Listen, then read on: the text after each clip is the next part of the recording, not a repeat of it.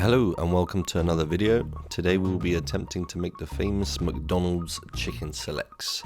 This video is a hassle-free, quick and easy method of making fried chicken basically. So cut your chicken breast in nice big strips and we'll start by soaking the chicken in almond milk mixed with pickle juice. Sounds weird, I know, but trust me, it works. Leave your chicken in to soak for at least an hour. The more you leave it, the better. Next, you're going to take your container and load it up with your chicken and throw the flour mixture on top.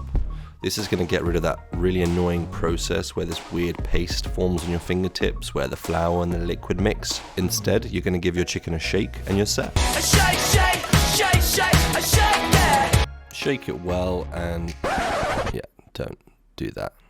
Just make sure it's closed properly before you start shaking. Once your chicken is well coated, shake off any excess flour.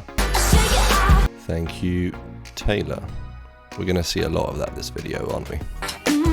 Anyway, make sure your oil is hot enough before you start frying. I recommend putting your oil on a medium to high heat before you start the coating process, otherwise you just won't get it crispy enough. Once the oil is nice and hot, dangle the chicken, slowly easing it into the oil and lay it away from you. Don't be scared of the oil, it's not going to spit out and burn you, just be careful and gentle.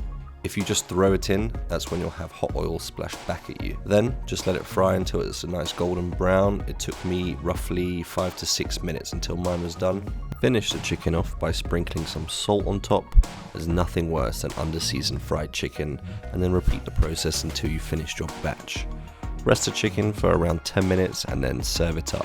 Not without having a taste test, of course. You've got to try your own product, and yes, it is in fact delicious. Here you go. Coronavirus! Now that's done, I'm going to show you how to pimp out a mayo and make an amazing burger.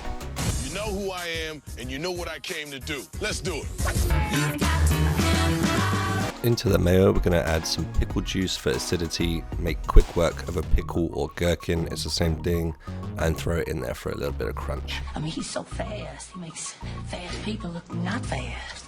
Then we're going to go in with paprika, ketchup, some chili powder, and then mix it all up. Once you've got your mayo, assemble it however you want and enjoy.